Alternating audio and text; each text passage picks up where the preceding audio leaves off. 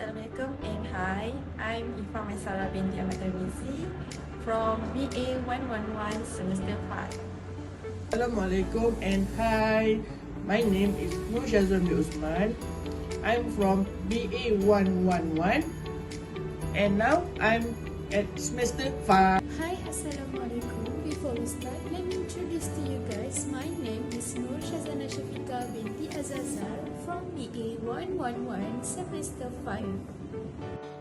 Assalamualaikum, my name is Muhammad Ridwan bin Muhammad Rizal. I'm from BA 111 in semester 5.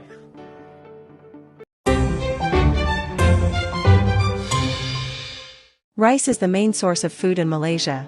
It is the main dish for most of the meals and eaten by all types of people in the country. Rice farming has been a part of Malaysia's history for hundreds of years, especially in states like Kedah, known as the Rice Bowl of Malaysia. Malaysia is currently struggling with rice shortages, and a big reason behind this is the government's price control policy. Since 2008, the price of locally produced rice has been set low to make it affordable for the Malaysians. Even though this price control may help consumers, it creates a tough situation for farmers and millers. This situation leads to a small profit received by them. In connection with that, they often struggle to cover their costs and at the same time cannot expand the production.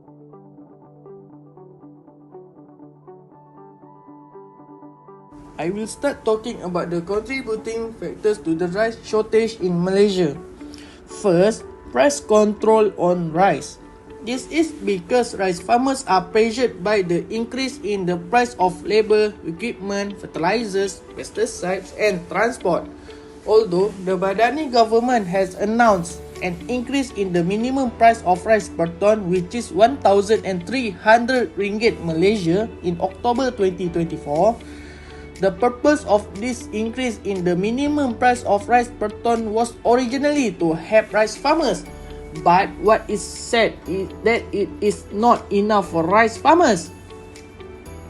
This is because according to the data obtained, as many as 70% of rice farmers in Kedah struggle with their problems. In addition, what made the situation more complicated at that time was that the inflation rate in the country at that time increased sharply. Inflation is a measuring of the consumer goods price index over time. It's the inflation that time increases, then the price of general goods at that time will increase. If the inflation rate goes down, the price of goods in the market at that time will go down. Next is point 2, declining local rice production. Rice production in Malaysia has been going down with a 6.7% drop over the past 10 years. A big reason for this is the unpredictable weather caused by El Nino. This weather brings long dry spell, which is a problem since rice need a lot of water to grow. When there are not enough rain, farmers struggle to grow healthy. This situation has gotten worse in recent years. For example, in 2023, rice production in Kedah, one of the main rice growing states, was lower than the year before. This shows how hard it's becoming for a farmer to keep up with the demand for rice because of changing weather. So let's move to the increased demand for rice in Malaysia. The rising demand for rice in Malaysia is driven by two key factors, which is population growth and a decrease in imports. First, factors in highlighting about population growth in Malaysia. Malaysia's population growth rate reached 2.1% in 2023 and is expected to grow by 1.9% in 2024. This increase has led to higher demand for rice, a staple food for most Malaysians. Local production struggles to meet this rising demand, creating supply challenges. Next, let's move to decrease in rice imports. Export restrictions by major suppliers such as India have limited Malaysia's rice imports, driving up prices globally. This has shifted demand to locally produced rice, but production is constrained by high costs and long cultivation cycles. So, to meet the growing demand, Malaysia must enhance local production and secure stable import agreements. Addressing these challenges is crucial for food security and economic stability. Next, let's get into our second content, which is the solution taken by government. The first point is increase in rice subsidies. Rice subsidies are important because it helps to keep the rice affordable for everyone. It can support farmers by reducing their costs for things like fertilizers and pesticides and helping them to grow more rice and earn a stable income. This ensures there is enough rice for the population and strengthens food security for the country. For 2025, Malaysian government have raised the budget for rice subsidies and increase in allocation to improve efficiency in the agro-food industry, which will give benefits to the population in Malaysia. For point number 2, although India limited the production of imported goods due to the country experiencing inflation at that time, the government also has its own solution to this issue. So, what is the solution that the government can make? In this short period of time, the government expanded the use of imported rice in the market.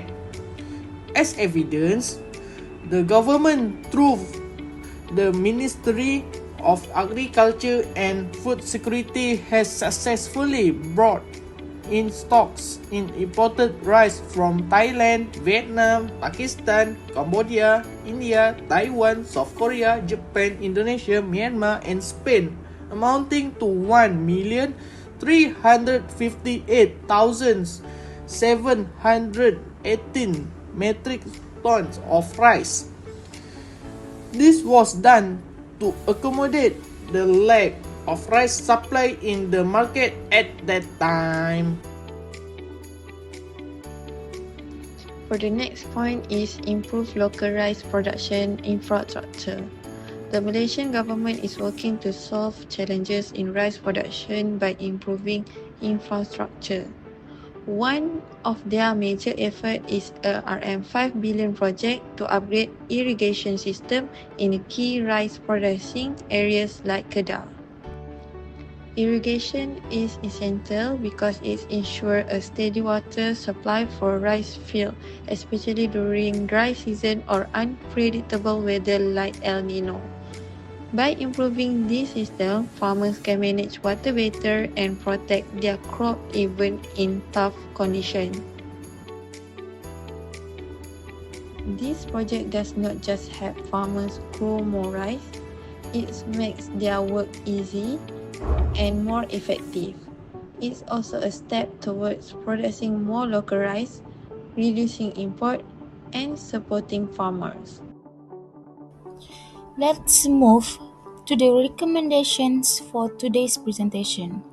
Number 1, the government should consider increasing the purchasing price of paddy to above 1,300 to better support farmers who are often among the poorest in the country. This adjustment would improve their income and contribute to reducing poverty and extreme poverty gaps, helping to lift them out of hardship and supporting a more sustainable agricultural sector. Number 2, the government should prioritize developing the agricultural sector, particularly rice cultivation, before focusing solely on infrastructure projects. This is essential because rice is a staple food for Malaysians.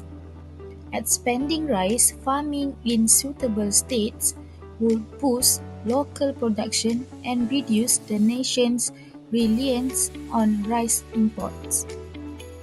The third recommendation is the government should also focus on providing equal assistance to all states, particularly to farmers cultivating rice.